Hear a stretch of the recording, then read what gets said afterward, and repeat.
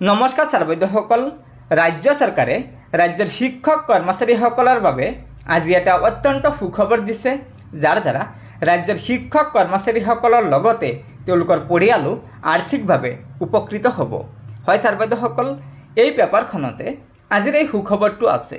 প্ৰথমতে চাব, সমগ্ৰ শিক্ষাৰ ঠিকাভিত্তিক শিক্ষক কৰ্মচাৰীসকলক লৈ চৰকাৰৰ সিদ্ধান্ত। কৰ্মৰত অৱস্থাত মৃত্যু হ'লে পৰিয়ালে পাব আৰ্থিক সাহায্য।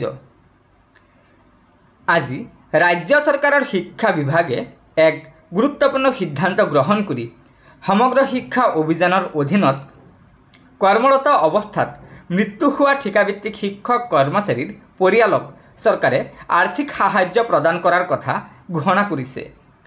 ৰাজ্য চৰকাৰৰ এই ঘোষণা সমগ্ৰ শিক্ষা অভিযানৰ অধীনত কৰ্মৰত ঠিকাভিত্তিক শিক্ষক কৰ্মচাৰীসকলৰ বাবে বৃহৎ সকাহ হিচাপে চিহ্নিত হ'ব। কাৰণ অসম চৰকাৰৰ নিয়মীয়া কৰ্মচাৰী আৰু শিক্ষকসকলৰ মৃত্যু হ'লে পৰিয়ালে 60 বছৰলৈকে অৰ্থাৎ অৱসৰৰ সময়লৈকে সম্পূৰ্ণ দৰমহা লাভ কৰে, যদিও ঠিকাভিত্তিক শিক্ষকসকলৰ এই সুবিধা নাছিল।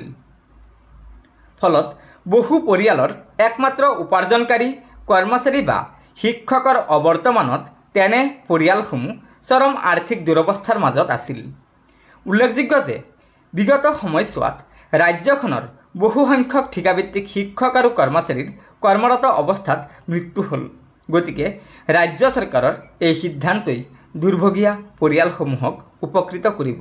গতিকে ছাৰ-বাইদেউসকল, এয়া নিশ্চয় অসম চৰকাৰে ৰাজ্যৰ শিক্ষক কৰ্মচাৰীসকলৰ বাবে এটা অত্যন্ত গুৰুত্বপূৰ্ণ সিদ্ধান্ত গ্ৰহণ কৰিছে, যাৰ দ্বাৰা ৰাজ্যৰ ঠিকাভিত্তিক শিক্ষক কৰ্মচাৰীসকলৰ পৰিয়াল আৰ্থিকভাৱে উপকৃত হ'ব। কিয়নো পৰিয়াল এখনৰ উপাৰ্জনকাৰীৰ যদি মৃত্যু হয়, তেন্তে সেই পৰিয়ালটো চলাটো বহুত কষ্টকৰ হৈ যায়। সেয়েহে তাৰে ওপৰত লক্ষ্য ৰাখি আমাৰ অসম চৰকাৰে ৰাজ্যৰ ঠিকাভিত্তিক শিক্ষক কৰ্মচাৰীসকলৰ পৰিয়ালৰ বাবে এই সিদ্ধান্তটো গ্ৰহণ কৰিছে, যাৰ দ্বাৰা ৰাজ্যৰ ঠিকাভিত্তিক শিক্ষক কৰ্মচাৰীসকলৰ পৰিয়াল উপকৃত হ'ব। গতিকে ছাৰ-বাইদেউসকল, লগৰ বন্ধুবৰ্গক এই ভিডিঅ'টো শ্বেয়াৰ কৰি আজিৰ এই গুৰুত্বপূৰ্ণ খবৰটো জনাই দিব আৰু পৰৱৰ্তী সময়ত ৰাজ্যৰ শিক্ষক কৰ্মচাৰীসকলৰ বিভিন্ন খবৰসমূহ পোনপ্ৰথমে পাবলৈ অনুগ্ৰহ কৰি আমাৰ এই চেনেলটো ছাবস্ক্ৰাইব কৰি ল'ব। ধন্যবাদ।